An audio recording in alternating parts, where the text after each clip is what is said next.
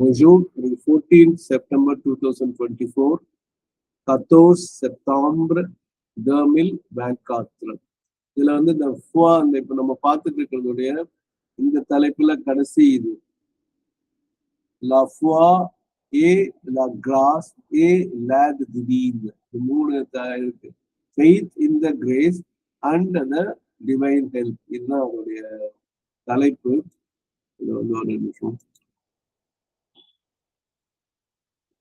இது வந்து இங்கிலீஷ்ல வந்து faith in the divine grace and help. இப்போ டிவைன் ஹெல்ப்பை பத்தியும் டிவைன் இறை அருளுடையும் பத்தியும் நம்ம பார்த்துருக்கோம். இதுல இறுதி பகுதியில நம்ம இருப்போம். இது வந்து நம்ம என்ன ரொம்ப ரொம்ப ரொம்ப சின்ன ஒரே லைன்ல முடிஞ்சது. செல் எஸ்இயூ இயூ வந்து வரும் சின்னதா. செல் த கிராஸ் திவீன் செரா நோத் சூத்திய. But cell, only the grace divine. But divine grace is the only will be our support. சூத்தியம் அப்படின்னு சொன்னா சப்போர்ட்னு அர்த்தம். இங்க வந்து இங்கிலீஷ்ல வந்து நல்லா இது ஒரு இது ஞாபகம் வச்சுங்க. பொதுவா வில் அண்ட் ஷல்னு ரெண்டு வார்த்தை வந்து ரொம்ப காலமா பயன்படுத்திட்டு இருக்காங்க இங்கிலீஷ்ல.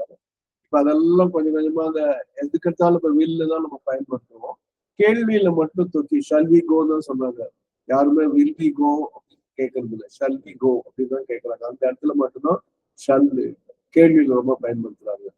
இல்லாட்டி ஆல்மோஸ்ட் எல்லாமே WIL இல்லாட்டி அப்பாஸ்ட்ரோபி LL கூட வில்லாஸ் எல்லாம் தெரியாத படிக்க போயிட்டு இருக்கு. ஆனா இதனால கவனிச்சுக்குங்க, அந்த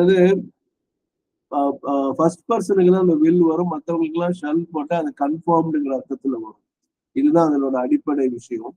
அப்ப இங்க வந்து ஷல் பி அவர் சப்போர்ட்னு வருது. இங்க இந்த நம்ம பார்க்கும்போது இங்கிலீஷ்ல இது பாருங்க, the divine grace alone shall be our support. அப்ப தேர்ட் பர்சனுக்கு the divine graceங்கிறது தேர்ட் பர்சன் சிங்குலர். அங்க ஷல்லுங்கிறத போட்டா அது கன்ஃபார்ம்டா சொல்லக்கூடிய சர்டனிட்டியோட நிச்சயமாங்கிற பொருள் வரும். இதே வில் பீன்னு போட்டுட்டீங்கன்னா அந்த அளவுக்கு கிடையாது. இது மறந்துடக்கூடாது. இதுதான் அதுல இருக்கிற சூட்சமம். The divine grace alone shall be our support.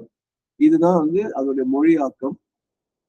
பிரெஞ்சுல எப்படி இருக்குன்னா செல் லா கிராஸ் திவீன் செரா நோத்ரு சூத்தியம். இங்க வந்து செரா வந்து இந்த வில் பி ஷால் பி மாதிரிலாம் இங்கிலீஷ் மாதிரி பிரெஞ்சுல கிடையாது. செரானா வில் பின்னு அர்த்தம், அவ்வளவுதான். அதுக்கு மேல ஷல்பிக்கு வாய்ப்பே இல்லை. செல் செல் only the divine grace will be our. நோத்துனா அவர், சூத்தியன்னா சப்போர்ட். அந்த சூத்திய அப்படின்னு சொல்லணும். இதுல வந்து நீங்க ஒன்று நல்லா புரிஞ்சுக்கிட்டீங்கன்னா தெரியும். SOU அந்த மாதிரி வந்தாலே SOUS அப்படின்னு வந்தாலே அண்டர் அந்த மாதிரி வரும்.